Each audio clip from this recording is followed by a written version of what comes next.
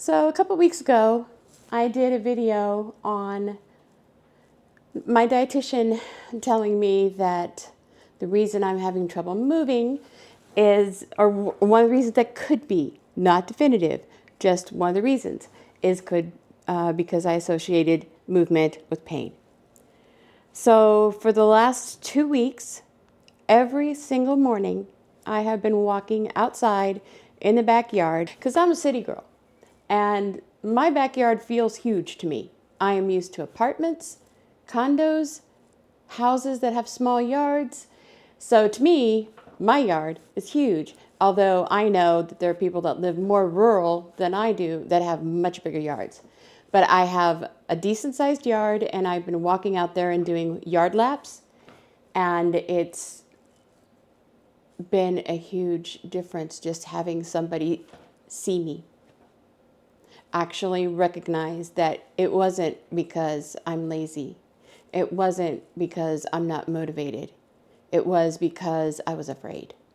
And so hearing her say that and then starting to actually move has made a world of difference. And I am down 2 pounds this week. Now, I'm not saying it's because of the walking, because I was the same weight for 3 weeks in a row, but holy cow. So stick around. I'll be right back.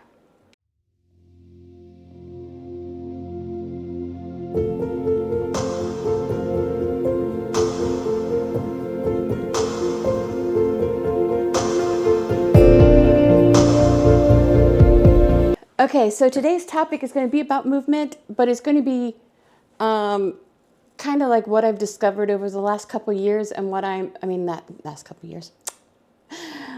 weeks, and how I'm going to approach this going forward as a postmenopausal 61-year-old who was never one for sports or activity. I didn't swim. I didn't take tennis. I did not. The only thing that got close was when I was in theater and I did the choreography for whatever show I happened to be in. And I haven't done that in quite a while.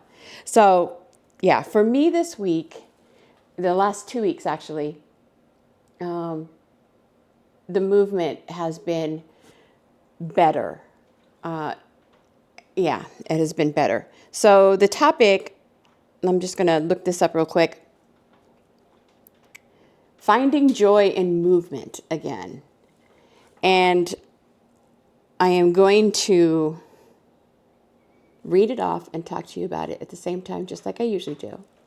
I am getting ready to, if it feels kind of rushed today, I am going to go get my hair colored. You see all the gray that's all around here, and cut and refreshed, because in 1 week from today, my youngest child is getting married. I am going to, I'm leaving for Vegas on Thursday and married on Saturday, which means if I don't get a video done before in the next few days, you probably won't hear from me until I get back. But we will see how this week goes as far. I only have to work 1 day, and then a couple days I have off, so I might do some videos during that. Okay, so today's topic. All right, if you've ever struggled to want to move your body, I get it. For a long time, exercise felt like punishment, something I had to do to earn food or lose weight. But somewhere along this GLP-1 journey, that started to shift. That's just started to shift 2 weeks ago. I have been on this journey for 2 years. I have lost 100 pounds. I just lost 2 pounds this week. But I have lost 100 pounds, and it is just starting to shift. So I am hoping that you will start to recognize that you are not at fault for being unable to move, that you need to take it slow. And that's what I'm finding. I used to have a measurement. In fact, one of the things I've decided over the last couple of weeks is I'm not going to count steps. I'm not going to count time in terms of exercise. I am just going to get out and walk. Not 10 minutes, not 15 minutes, not a half hour, not 10,000 steps. For those of us who are postmenopausal, are older, have to be more gentle with our bodies, I think that just the act of moving, whatever that takes, whether you are in a wheelchair, not in a wheelchair, mildly disabled, movement, period. Just move. That's all that matters. Don't measure how much you move versus someone else. Just do something. And that's what I needed because, again, I've mentioned before, I'm all or nothing. I either do it, turn on a video and try to get through all 60 minutes, or I do nothing at all. And I was in the nothing part for a very long time. And it wasn't until my dietitian looked me in the eyes and said, hey, there's good chance that the reason that you are afraid to move is because you're afraid to hurt yourself. And you don't even recognize it because it's your brain doing it. It's not out there conscious or anything. You're just like, so after that discussion with her that I talked to you about a couple of weeks ago, I started walking in the morning, let my dog out, and just walk with no numbers, no time, no nothing. Just walk until I felt I was done. And sometimes that was multiple times around. Sometimes I picked up the pace, sometimes I didn't. And I really feel like it is going to be an improvement overall because one of my biggest worries, I'm drinking my water, I'm eating my protein and my carbs. I'm doing all the things that I need to do as a diabetic, and making sure I don't eating carbs, but not eating too many carbs, drinking my water, getting my protein in, doing much better about getting my fiber in. I'm doing all those things, but I was not getting my movement in. And just in the last 2 weeks of just getting up every single morning and just the same thing. Now I'm going to be out on, I don't know what's going to happen over the next week when I go to see my kids. Like Thursday, I'll be traveling, that's going to be fun in and of itself, getting TSA, but traveling over there and then the wedding, and then I'll be back home like Monday morning. The movement, I've got a long way to go in terms of physicality, in terms of being fit. But I'm telling you, if you have been questioning it, if you have been giving yourself grief for not moving, for not getting X amount of steps, X amount of movement, just do it. Even if all it is you taking a few more steps in your house. There are going to be people who say, oh no, you got to get right into it and do it. No, we really have to work up to it, especially for those of us who have the challenge of having been over 300 pounds for decades. Even if you're 250 plus pounds, that's a lot of weight for those of us who are shorter. So, get out there and start just moving. Just move. And I'll probably say that 100,000 times. But like I said, it was an interesting realization. My mouth dropped open. I just went, I never even considered that. The fact that my brain and my nervous system was scared. And so just moving enough, getting up out of my chair and just walking around my backyard. If you live in an apartment, walk around in your apartment. Find something that you can do and don't even put a time on it. Just move, because at some point I plan on doing, once I get to the point where I have retrained my brain, that's what I'm doing. It's going to take a while, but once I retrain my brain, that movement is not necessarily associated with pain. I'm not going to say there's no pain whatsoever. We get sore, we get, things like that. But the pain that I had, the back pain that I had, really deterred me. So yeah, I just thought that was interesting.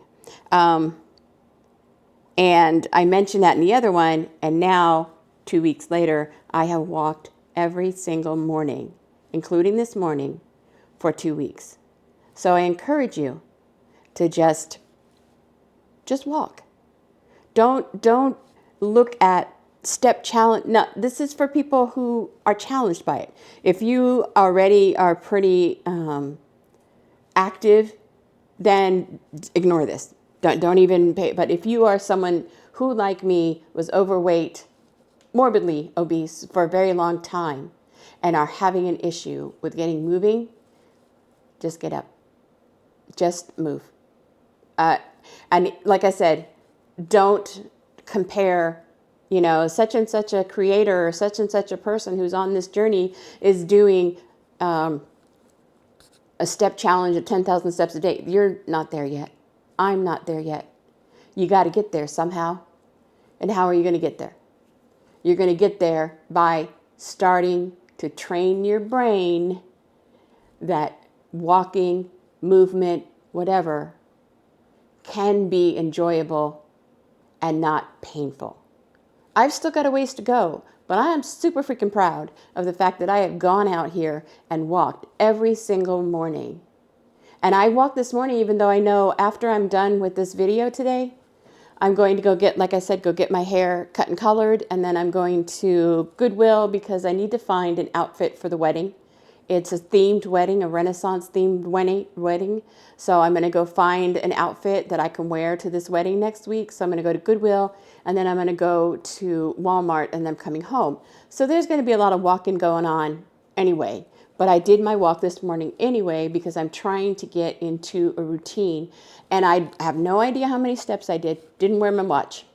No idea how much time. Couldn't tell you how many times around the backyard I went. I just did it. I may not have done much in terms, I'm not even worried about walking to alleviate whatever calories I took in. That's not the point here. This is not the point. At some point, we will be at our goal weight, and maybe we'll go, like, I love to dance. I love theater. Maybe I'll go take a class for older people, a tap class or something like that when I feel more physically able to do that. But in the meantime, I got to get started, and that's what this is. Okay, so I talked about something I had to do to earn food and lose weight. Somewhere along this GLP-1 journey, that started to shift when I talked to my dietitian. A couple weeks ago, we talked about why exercise feels hard, and wow, so many of you said you feel the same way. I got a lot of comments, thank you so much, and reaction for me. I'm a tiny little channel. I'm not looking to be huge. This channel started out as basically a journal, and all I really care about, to be honest, is continuing to build on this community and connect here. Doing my video every week is one of the keys to my having lost the 100 pounds that I've lost over the last 2 years. Because no matter what, I was able to get on here and talk about the challenges I had, and it has helped tremendously. I know people say, well, why are you telling everybody everything about your life and blah, blah, blah. I said, it's a journal. And, if it grows, great. If it doesn't, I'm not that worried about it, to be honest. But I got a really good, for my channel, reaction, lots of comments, lots of likes, and some people saying, hey, that sounds like me. That sounds like, oh, I'm going to go. I even put up a meme in community that I thought was absolutely hilarious, and I'll put it up here about, we don't necessarily have to love it. We just have to do it. And you don't have to set your movement goals to be the same as somebody else. Your movement goals are your movement goals based on your body, your physical limitations or not limitations. It's for you. The movement is for you. It's not for a significant other. It's not for your kids. It's for you. And remember that. So like for me, I just got up and started walking. Am I perfect? No. Sometimes I don't go as many as I'd like to go. And I don't count anymore.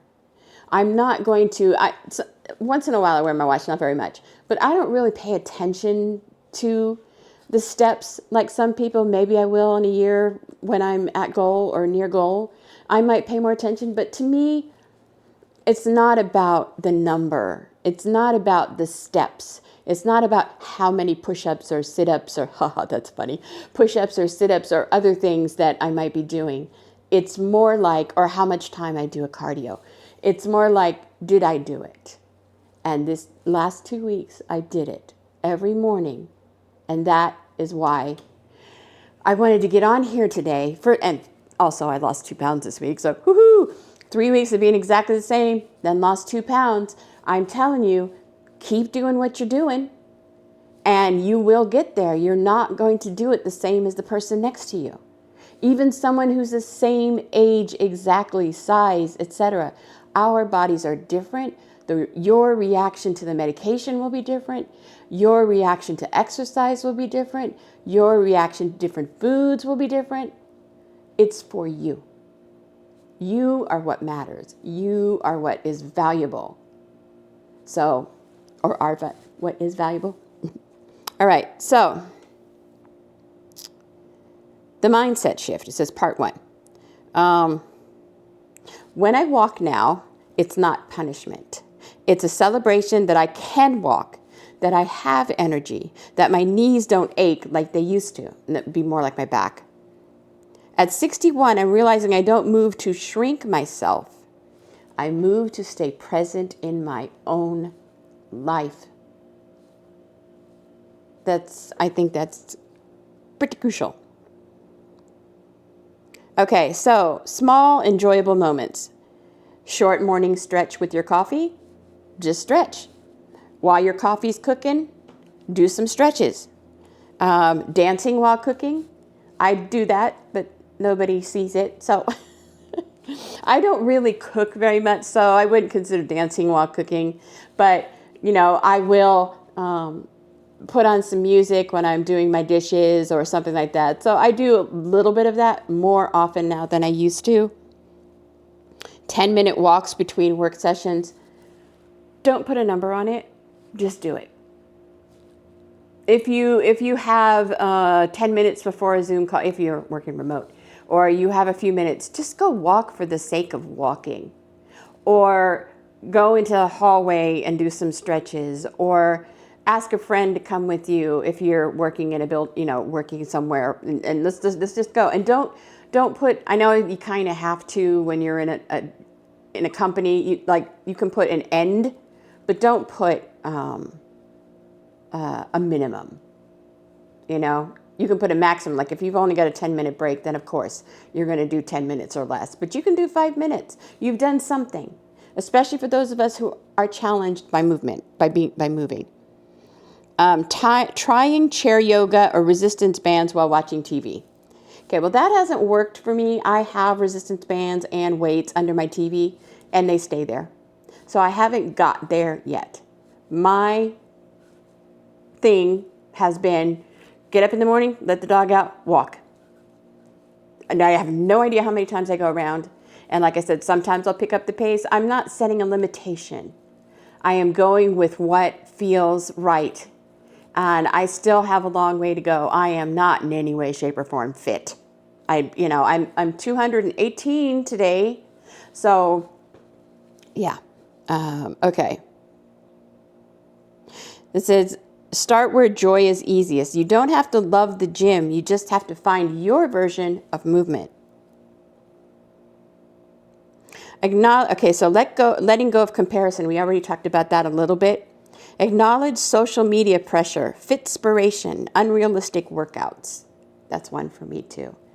Because when I realized, because I used to love to do Richard Simmons. My kids have fond memories of me putting in a Richard Simmons VHS tape and us doing it. And there's one part in there when he says, I think he's talking to Donna Summer or something, and he says something, I love you, Donna, or whatever. My kids would always, hee. They thought it was funny. So I used to be, but I was so much younger.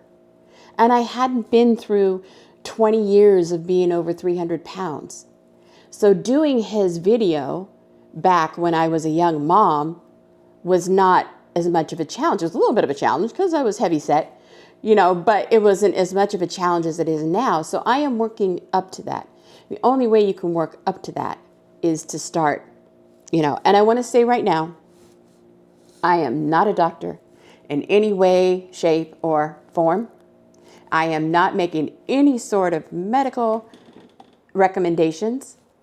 All I'm saying is take it slow, especially when you're postmenopausal, especially when you've been overweight.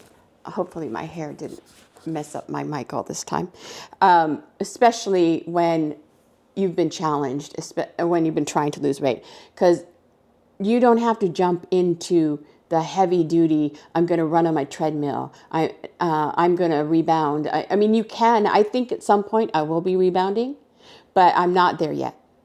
Right now, I just want to, like I said, train my brain, train it to realize that exercise is not necessarily pain. That's the big thing for me. 2 weeks now. So we will see how I do this coming week, because I'm going to be out of town for a little bit. Yeah, see?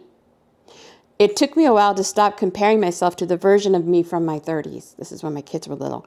Or to what fitness influencers do. My body's been through a lot. All our bodies have been through a lot. It's strong in new ways now. Love that. I love it. Joy as momentum. Okay, so I've been doing it for 2 weeks.